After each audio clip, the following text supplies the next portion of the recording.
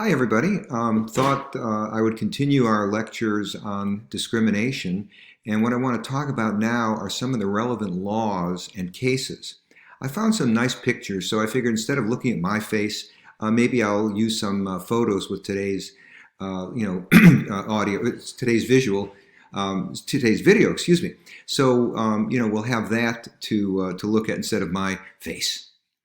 So, the key act in the United States is the 1964 Civil Rights Act. You can see President Johnson signing the act here and giving one of the pens to Martin Luther King. The Civil Rights Act had various parts. Each part was called a title. A lot of you have heard of Title IX, which says that you can't have discrimination based on gender and education. And there's a title that deals with housing and a title that titles that deal with other things. But for this course, the relevant part is the Title VII, and it protects employees against discrimination based on certain specific characteristics. The Act said it is against the law in the United States to discriminate in employment in terms of the wages you pay or hiring or promotion based on race, color, national origin, sex, and religion.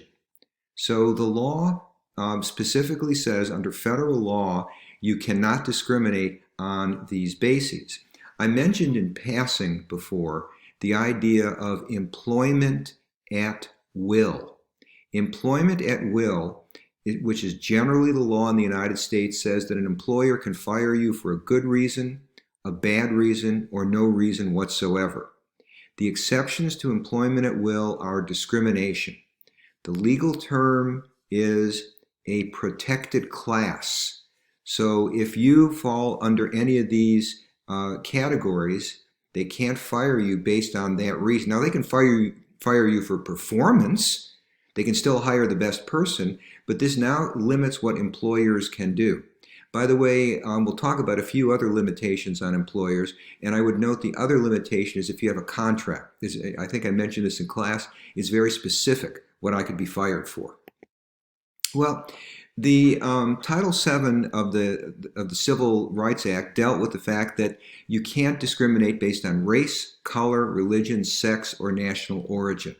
Keep those 5 things in mind because the Act was silent on sexual orientation.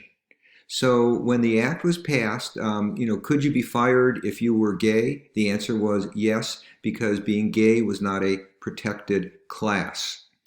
What else could we say? Originally, the Act covered employers with at least 25 employees. The federal government said, look, we're not going to get involved with very small firms. The federal government is supposed to regulate interstate commerce. Now, I'm not a lawyer, so some of the reasoning behind the things I tell you, I could be wrong. If you ever do want to file a suit, get a lawyer. Don't rely just on this lecture. But for whatever reasons, maybe it was politics, the original law only covered employers with at least 25 employees. Later, that was amended down to 15 employees. So federal law says if you have 10 employees, discriminate to your heart's content based on any criteria. But if you have 15 or more nowadays, federal law says you can't discriminate. Now, states can, and some have passed laws that are restrictive in terms of employers that have fewer employees. Ohio says you can't discriminate on these categories of race, color, religion, sex, or national origin if you have 4 or more employees. And that counts the person running the business. So really, if you're employing 3 other people, Ohio law covers you. So there could be cases where Ohio law says that you can't discriminate and the federal law would be silent. For example, if you had 10 employees. Now, there are other acts as well. One of them is the ADA, the Americans with Disabilities Act. The ADA prohibits employers from discriminating against employees or applicants with disabilities. So that's hiring, pay, promotion, firing, and also what it says is an employer must make reasonable accommodation. So, for example, suppose suppose a professor has a class in University Hall. University Hall has steps. Let's say they have a class on the second floor of University Hall. There's no elevator that gets up to the second floor of University Hall. So if a faculty member were to break their leg and their class was on the second floor of University Hall, they would have to be given a reasonable accommodation. So in other words, they would swap out classrooms to give them one that they could get to without needing to go up steps. So you have to give employees reasonable accommodations, and that will keep lawyers and courts busy determining what's a reasonable accommodation. There's also an Age Discrimination in Employment Act. So age wasn't originally part of the Civil Rights Act, but later on it was. Wait, what's that picture? No, that's there we go. Wow. Okay. The Age Discrimination Act says that you can't discriminate, if people are 40 years of age or older. So this limits what you can do. You can't fire somebody just because they get old. You can fire them based on performance. But if an individual can show that they were fired maybe through conversations that they heard, or maybe not based on productivity, but rather based on age, people were let go, this would violate the Age Discrimination and Employment Act, that was passed in '67. So I went to the site of the Ohio Attorney General. This was something that was, just issued last year, and these are questions. According to the Ohio Attorney General, you can't ask, if you're going to be hiring somebody. A lot of you are going to be going into management. So this is something to consider. You can't say, where were you born? In other words, that looks at nationality. What type of church do you attend? Do you plan to have children? This is one way of limiting the employment of women. Or how does a woman become interested in this kind of work? When did you graduate from high school? Well, that gives away a person's age. Who will care for your children while at work? How is your health? That could be interpreted as disability. Shernikowitz, what kind of name is that? Okay, national origin. Or asking a minority person, how would you feel about working in an all-white area of town? Now, I'm not naive. I know that questions like this are in fact asked by employers of prospective employees and current employees. However, what I'm telling you is, in Ohio, as well as the rest of the country, questions like this would be considered illegal, and the person could file suit against you, and there's a good chance, if you could prove that those were the questions that they asked, you would win. Okay, another important act was the Equal Employment Opportunity Act. This act created the Equal Employment Opportunity Commission, and the EEOC is the federal agency that administers and enforces civil rights laws against workplace discrimination. So they investigate discrimination complaints based on an individual's race, children, national, if they have children, national origin, religion, sex, age, disability. We've covered that. Wait, sexual orientation, gender identity, genetic information. Let's say, a genetic test has revealed that you're prone to get a certain disease. Those things I put in red. I said earlier they weren't covered. How did that happen? What's going on?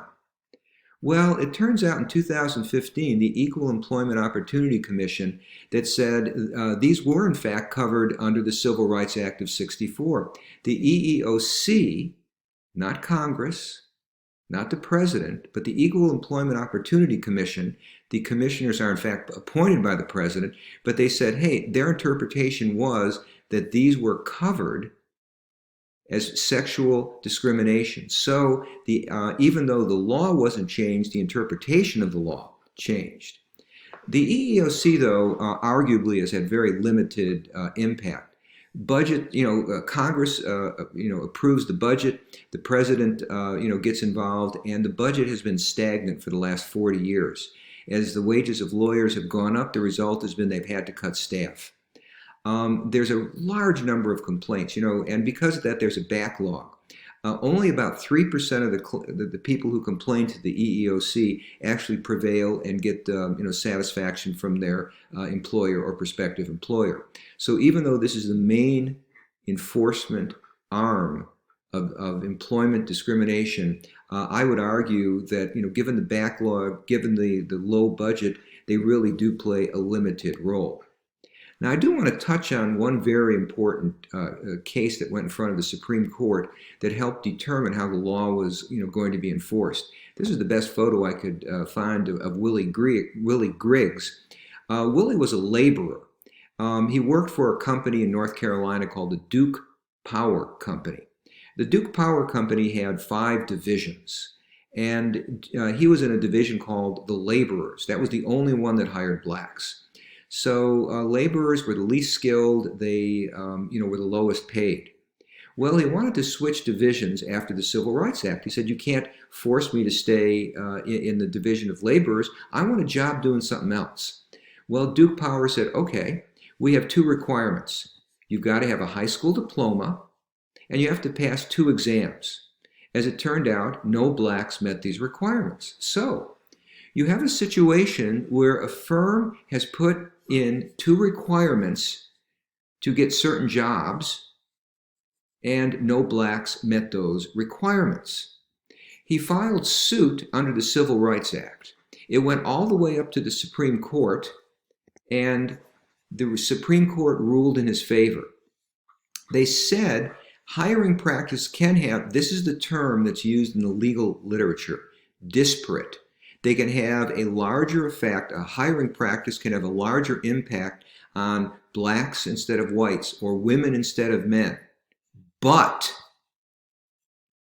the burden of proof is on the employer to show that the requirement is necessary for the job, that you must possess this. Can you require a high school diploma and passing these tests? Yes, but if somebody challenges it, you must show how those are relevant. Duke Power could not show that. Willie Griggs won the case. Now, think about this for a second. Many cities have a requirement, a strength requirement for firefighters. They might say you have to be able to lift 100 pounds and drag a 200-pound dummy 50 feet in a certain amount of time. In general, men tend to have more upper body strength than women. Not always, but in general they do. So, if you have a requirement like this for firefighters, it has a disparate effect on women. Can you put in such a requirement if women are impacted more than men? The answer is yes, but the employer must show that to be a firefighter, and this was actually a case for in Memphis, that you have to show that carrying out a body weighing 100 pounds is necessary to do the job, or dragging somebody weighing 200 pounds out of a building is necessary to do a job. The point, the takeaway here is you can put in requirements, but the requirements must be relevant to doing the job. Okay, one of the interesting remedies that's come about through the years has been quotas. In the next video, I want to talk about what the courts have said about quotas in terms of employment.